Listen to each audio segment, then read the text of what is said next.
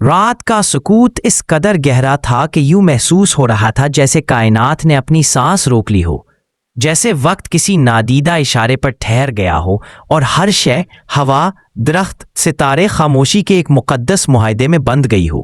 آسمان پر چاند مکمل تھا، مگر اس کی روشنی میں وہ چمک نہیں تھی جو خوشی دیتی ہے۔ اس کی سفیدی میں اداسی گھلی ہوئی تھی، جیسے وہ زمین پر پھیلے انسانوں کے بکھرے ہوئے دکھوں کو دیکھ کر خاموش ماتم کر رہا ہو۔ اسی رات جب شہر کی گلیوں میں زندگی کا شور آہستہ آہستہ مر رہا تھا، ایک شخص شہر کی آخری گلی عبور کر کے سنسان راستے پر نکل پڑا۔ اس کا نام کسی کو معلوم نہیں تھا اور شاید اب خود اسے بھی اپنے نام سے کوئی تعلق محسوس نہیں ہوتا تھا۔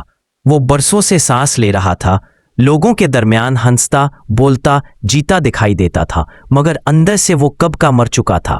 اس کے دل میں سوالوں کا ایک طوفان برپا تھا، مگر ہونٹوں پر بس ایک ہی دعا تھی، کمزور، تھکی ہوئی مگر سچی۔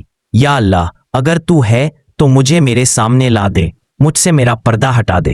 وہ شخص بہت کچھ پا چکا تھا، عزت، عقل، پہچان، کامیابی، مگر سکون نہیں۔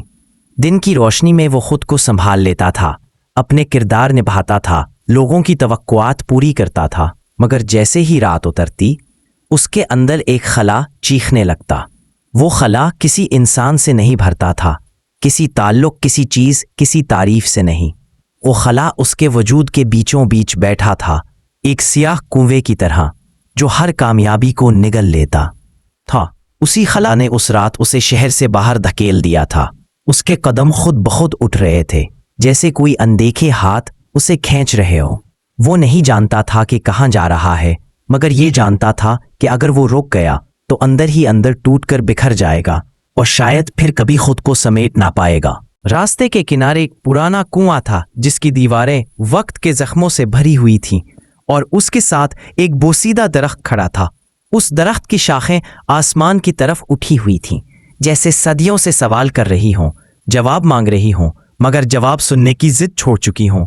اسی درخت کے نیچے ایک فقیر بیٹھا تھا، خاموش، ساکن، جیسے وہ اس رات کا حصہ ہو، جیسے وہ کوئی الگ وجود نہ ہو بلکہ اسی سکوت کا مجسمہ ہو۔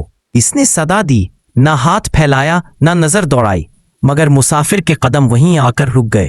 فقیر نے آہستہ سے آنکھ اٹھائی اور اس شخص کو دیکھا، ایسے دیکھا جیسے وہ پہلی بار نہیں بلکہ ازل سے اسے جانتا ہو۔ پھر اس نے بس اتنا کہا، تو بہت دور تک آ گیا ہے مگر ابھی خود تک نہیں پہنچا۔ یہ جملہ تیر کی طرح نہیں، آئینے کی طرح لگا۔ مسافر کے سینے میں کچھ ٹوٹا، کچھ کھلا۔ وہ وہی زمین پر بیٹھ گیا، نہ سلام کیا، نہ سوال، نہ شکایت۔ فقیر نے مٹی پر ایک لکیر کھینچی اور کہا، یہ تو ہے۔ پھر اس لکیر کے ساتھ کئی اور نشان بنائے۔ یہ وہ سب ہے جو تو بننے کی کوشش کرتا رہا، نام، مقام، خوف، خواہش، انا۔ پھر اس نے ہاتھ پھیرا اور سب مٹا دیا۔ اب بتا، تو کہاں ہے؟ اس سوال میں کوئی سختی نہیں تھی، مگر اس کی نرمی نے مسافر کے ہونٹ کان پا دیے۔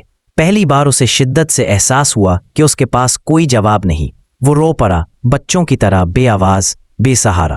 فقیر نے دھیرے سے کہا، جب انسان کے پاس جواب ختم ہو جائے تب رب کا دروازہ کھلتا ہے۔ آواز ذرا تیز ہوئی، کنویں سے ٹھنڈی نمی اٹھی، جیسے زمین بھی اس لمحے میں شریک ہو گئی ہو۔ فقیر نے آنکھیں بند کیں اور آہستہ سے کہا، آنکھ بند کر اور جو کچھ ہے چھوڑ دے۔ مسافر نے آنکھیں بند کیں تو اس نے اپنے اندر ایک ہجوم دیکھا، خوف جو فیصلے کرتا تھا، انا جو سچ چھپاتی تھی، شرمندگیاں جو پیچھے سے پکڑ لیتی تھیں، خواہشیں جو کبھی مطمئن نہ ہوتیں، اور وہ تمام نقاب جو اس نے برسوں میں خود پر چڑھا رکھے تھے۔ اس کا دل گھبرا گیا، سانس بھاری ہو گئی۔ فقیر کی آواز آئی، نہ قریب نہ دور، ڈر مت، رب کے سامنے ننگا ہونا موت نہیں، زندگی ہے۔ آہستہ آہستہ وہ ہجوم چھٹنے لگا، ایک ایک کر کے شور خاموشی میں بدلنے لگا۔ اندر ایک ایسی خاموشی اترنے لگی جو خالی نہیں تھی بلکہ بھری ہوئی تھی، یقین سے، قرب سے، ایک انکہی موجودگی سے۔ اس کے دل پر رکھا ہوا بوجھ جیسے کسی نے اٹھا کر زمین پر رکھ دیا ہو۔ آنسو بہے مگر اب ان میں شکوہ نہیں تھا۔ فقیر نے کہا، تو نے خود کو چھوڑ دیا، اب رب تجھے سنبھالے گا۔ یاد رکھ، جو خود سے ہٹ جاتا ہے وہی رب کے قریب آتا ہے۔ جب مسافر نے آنکھیں کھولیں تو فجر کی اذان فضا میں پھیل رہی تھی۔ کنواں وہی تھا، درخت وہی، راستہ وہی، مگر فقیر وہاں نہیں تھا. بس مٹی پر ایک جملہ لکھا تھا جو ہوا کے ساتھ آہستہ آہستہ مٹ رہا تھا.